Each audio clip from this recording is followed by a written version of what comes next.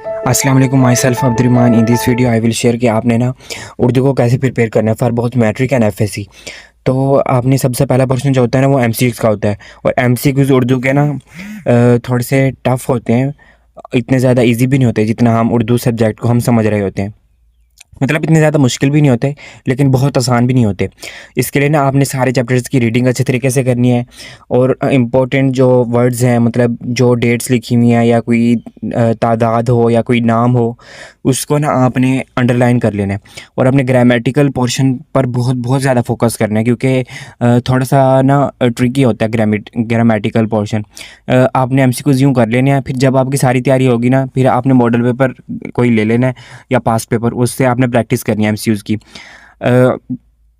उर्दू में ना नॉर्मली पूरे मार्क्स नहीं आते, क्योंकि तशरीह में या मज़मून में ना मार्क्स 1-2 हमेशा काटे जाते हैं, चाहे आपका सारा सही भी लिखा हो। तो इसलिए आपकी पूरी कोशिश होनी चाहिए कि ऑब्जेक्टिव में ना आपने पूरे मार्क्स लेने हैं।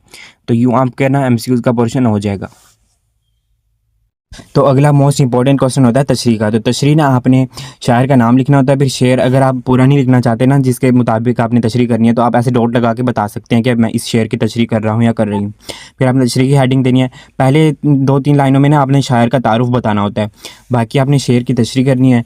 ये तशरीह ना आपने खुद से करनी होती है। आपने कोई गाइड बुक इस्तेमाल कर सकते हैं डिफरेंट पॉइंट ऑफ व्यू के मुताबिक आगाही हासिल करने के लिए, या लेक्चर्स आप देख सकते हैं। जो कॉलेज में मतलब टीचर्स हमें बताते थे ना, मैं वो पॉइंट्स भी नोट कर लेता था अपनी बुक पे, क्योंकि एक शेर को देखने के ना मुख्तलिफ पहलू होते हैं। तो मैं मुख्तलिफ पहलू को अपने माइंड में रख के हर शेर की तशरीह खुद से करता था। मैंने कभी तशरीह को रट्टा नहीं लगाया था। इसके अलावा हवाले के अशार आप देख सकते हैं। हर पेज पे मैंने 2 अशार लिखे हैं, क्योंकि इससे ना स्पेस कवर अप हो जाती है, तो आपको लिखना कम पड़ता है पेन से, तो आपके ना टाइम सेव हो जाता है। इसके अलावा इल्म और अदब एक अच्छा चैनल है यूट्यूब पे, आप उनके लेक्चर सुन सकते हैं शेर अशार की तशरीह के लिए। अशार की तशरीह को ना आपने रट्टा नहीं लगाना होता। आप इसके लेक्चर्स लें, डिफरेंट नोट्स यूज़ करें, तो आपका हो जाएगा। इसके अलावा ना एक और बात होती है कि ना नज़म के शेर की तशरीह ना आप अलग अलग भी कर सकते हैं। जैसे मैंने ये सामने आपको नज़र आ रहा होगा, मैंने एक ही बंद की ना तशरीह इकट्ठी कर दी है। आप इकट्ठी भी कर सकते हैं, या फिर आप हर शेर की अलग अलग कर दें, तो आपकी मर्ज़ी है। लेकिन नज़म की ना हमेशा आपने अलग अलग ही करनी होती है। नज़म के शेर की जो तशरीह है ना, वो अगर आप इकट्ठी कर रहे हैं तो वो 5 पेजेस तक जानी चाहिए।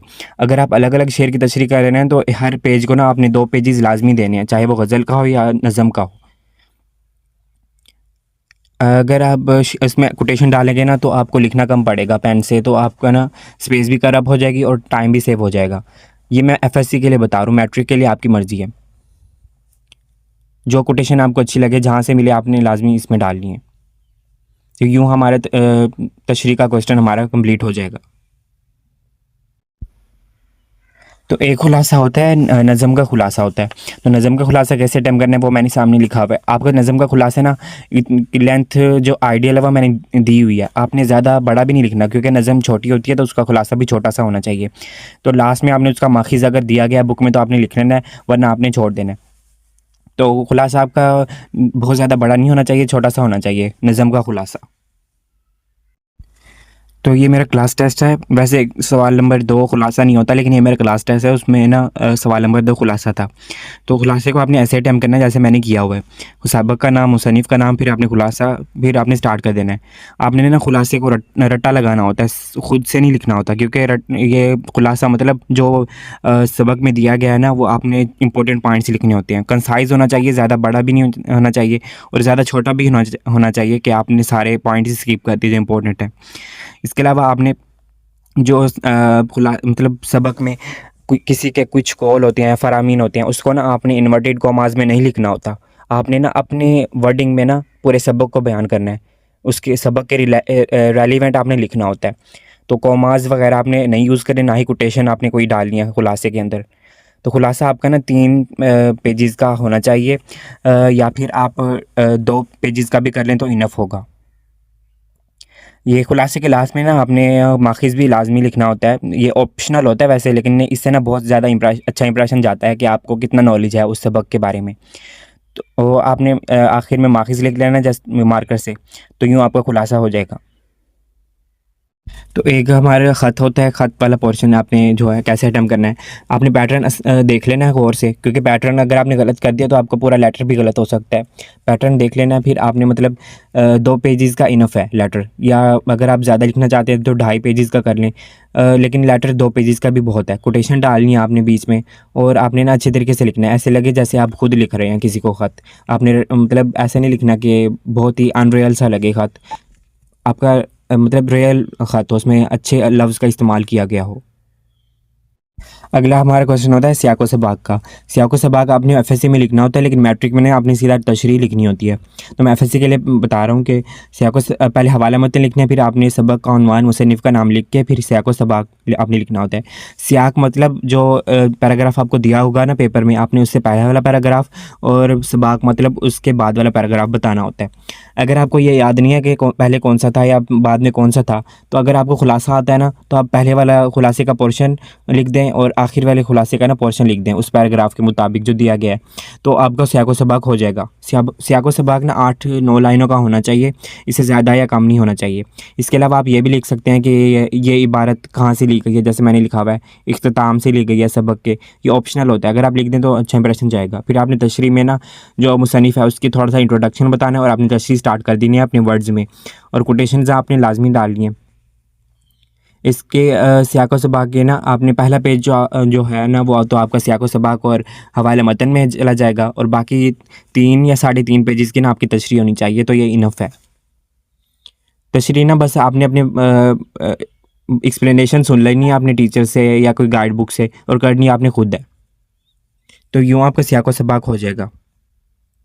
अगला क्वेश्चन होता है आप बीती का। तो आप बीती का आपने ऐसे अटेम्प्ट करना जैसे मैंने किया हुआ है। पहले मैंने इंट्रोडक्शन दिया एक शेर के साथ, फिर मैंने उसकी आप बीती ना आपकी थोड़ी सी रियलिस्टिक होनी चाहिए, ऐसे लगे जैसे जिस चीज़ की आप बीती लिख रहे हैं ना, वो कोई आप नहीं लिख रहे, बल्कि वो चीज़ खुद लिख रही है। आपने इस तरह से लिखना होता है। इसको रटा लगाने की ज़रूरत नहीं, आप बस एक बार पढ़ लें और ख़ुद से आप लिख दें। इसकी लेंथ होनी चाहिए 3 पेजेस की मिनिमम होनी चाहिए, या 3.5 या 4 तक भी आप जा सकते हैं। और आपने कोटेशन लिखनी है, तो इससे ना आपकी स्पेस कवर अप हो जाएगी। आपकी जो ना आप बीती ना मतलब बिल्कुल ही आपने ऐसे नहीं लिखना कि आप बयान कर रहे हैं, ऐसे लगे कि वो जिस चीज़ की आप बीती है ना वो खुद बयान कर रही है, तो यूँ ना आपके पूरे मार्क्स भी आ सकते हैं। क्वेश्चन हमारा तलखीस निगारी का होता है, ये फर्स्ट ईयर में होता है शायद। तो इसके आपने ऐसे अटेम्प्ट करना है जैसे मैंने किया हुआ है। मुनासिब उन्वानात आप 2 या 3 आपकी मर्ज़ी के जो भी डाल दें, और फिर आपने मतलब तलखीस शुदा इबारत की हेडिंग दे के लिखना होता है सारा, फिर कुल अल्फाज तलखीस शुदा अल्फाज आपने ऐसे अटेम्प्ट करना होता है। अगला पोर्शन आपका मज़मून का होता है। तो मज़मून आपने ना मिनिमम 8 पेजेस या मैक्सिमम 10 से 12 पेजेस का लिखना होता है। तो मज़मून का पहला पैराग्राफ आपने थोड़ा सा इंट्रोडक्शन देना है, और फिर आपने ना मतलब खुद से ही लिखना है। आपने ना माइंड में कुछ वर्ड्स मतलब हेडिंग्स याद कर लेनी है, और उस हेडिंग के मुताबिक आपने तशरीह करते जाना है, और पैराग्राफ बनानी है मज़मून में। दूसरी लैंग्वेजेस के भी आप कोटेशंस डाल सकते हैं, साथ में ना उर्दू का तर्जुमा भी लिखना है उसके साथ, जैसे मैंने लिखा हुआ है। आखिरी पेज जो होता है ना, वो आपने मतलब किसी दुआ के साथ एंड करना है। और मतलब मज़मून के लिए आप कोई लेक्चर ले लें या गाइड बुक्स यूज़ कर लें, और अपने माइंड में पूरा मैप बना लें कि अगर ये मज़मून आ गया तो मैंने ऐसे अटेम्प्ट करना है, पहले पैराग्राफ में ये बयान करना है, फिर दूसरा तीसरा पैराग्राफ में ये बताऊँगा। तो आपने ना ऐसे माइंड में पूरा मैप बना लेना है जो मज़मून आपने अटेम्प्ट करना है। मैंने एक पेज पे 2 शेर लिखे, फिर अगले पेज पे मैंने कोई कॉल लिख दिया था। मैंने हर पेज को ऐसे किया था, एक पेज पे 2 शेर, फिर अगले पेज पे कॉल, फिर अगले पेज पे 2 शेर, फिर अगले पेज पे कोई मतलब कॉल वगैरह। ऐसे मेरा मतलब स्पेस भी थोड़ी सी कवर अप हो गई थी, और मेरा मज़मून भरा भरा सा लग रहा था। उससे मेरे बोर्ड में भी मैंने रीचेक करवाया था, तो मेरे 20 में से ना 17 मार्क्स थे मज़मून में। अरबी में आप कोटेशन लिख सकते हैं, आप इंग्लिश में लिख के साथ में उर्दू का तर्जुमा लिख सकते हैं। और आपने ना मतलब कोटेशंस का थोड़ा सा ख्याल रखना है कि आपने शेर में कोई गलती नहीं कर देनी, जैसा शेर है ना बिल्कुल वैसे शेर को रट्टा लगा के लिखना है। कॉल थोड़ा सा आप खुद से थोड़ा सा चेंज कर सकते हैं, लेकिन आप शेर को बिल्कुल एज़ इट इज़ ही याद करें। इसके अलावा आपने मतलब मज़मून को ना आपने बिल्कुल ही वर्ड बाय वर्ड रट्टा नहीं लगाना, खुद से भी लिखना होता है, सेल्फ राइटिंग करनी होती है एफएससी में। तो यूँ आपका ना मज़मून का पोर्शन कवर अप हो जाएगा। अगला क्वेश्चन होता है दरख्वास्त का। तो मेरे पास दरख्वास्त का क्लास टेस्ट नहीं था, वरना मैं दिखा देता। तो आपने ना दरख्वास्त 1.5 पेज की लिखनी होती है एफएससी में।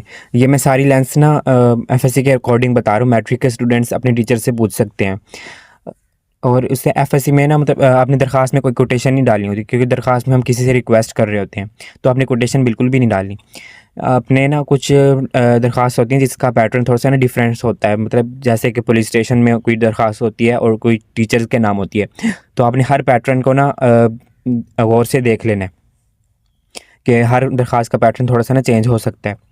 कोटेशन में नहीं डालनी और डेट पेज का लिखना है, ये दरख्वास्त के बारे में। मुकालमे का मेरे पास टेस्ट नहीं, मैं आपको ऐसे समझा देता हूँ। तो मुकालमे का ना आपने 3 पेजेस का मुकालमा लिखना होता है एफएससी में। तो आपने मुकालमा ऐसे अटेम्प्ट करना है, पहले आपने मुकालमे की मार्कर से हेडिंग देके फिर आपने कॉमास में ना मुकालमे का जो टॉपिक पेपर में पूछा गया है वही लिखना है। फिर आपने नीचे मार्कर से किरदार की हेडिंग देके और फिर आपने पेन से ना दो जो किरदार बयान करने हैं ना आपने वही लिख देना। जैसे अली और अहमद का मुकालमा मैंने लिखना था तो मैंने वो लिख दिए। फिर मैंने मुकालमा स्टार्ट कर दिया। आपने ये करना है ना, आपने जो मतलब किरदार के सामने ना पेंसिल से एक लाइन लगा लेनी है, जैसे मैंने ग्रे कलर की लगाई है, ताकि ना आपको पता चल जाए यहाँ आपने ना सीधा मतलब कोमा लगाना होता है मार्कर से। तो वो ना उसकी तरतीब ख़राब ना हो। ऐसा ना हो कि ऊपर आपने कोमा थोड़ा सा पहले लगाया, नीचे आपने थोड़ा सा पीछे लगाया। इससे ना बिल्कुल ही टेढ़े मेढ़े से कोमास लगेंगे तो फिर थोड़ा सा ना पेपर अनक्लीन और अनटाइडी लगेगा। तो आपने पेंसिल से लाइन लगा के फिर आपने ऐसे कोमा लगाते जाना उसी पेंसिल की लाइन पर। फिर आपने एंड पे जब आपने मुकालमा लिख लिया तो आपने ना उस पेंसिल से दी गई लाइन को ना आपने रेज़ कर देना है। तो यूँ ना आपके कोमा की ना एक नीचे पैटर्न बिल्कुल सीधा आएगा, तो वो भी बिल्कुल खूबसूरत भी लगेगा और नीट भी लगेगा। तो ये मुकालमे के बारे में था। मुकालमे में ना आप कोटेशन बिल्कुल डाल सकते हैं, हर पेज पे एक आधी कोटेशन आप लाजमी डाल दें तो इससे अच्छा इंप्रेशन जाएगा। उम्मीद है आपको ये वीडियो पसंद आई होगी। I will come here with my next video. अगर आपका कोई क्वेश्चन है जो मैं मतलब मुझसे रह गया हो तो आप कमेंट बॉक्स में पूछ सकते हैं। अल्लाह हाफ़िज़।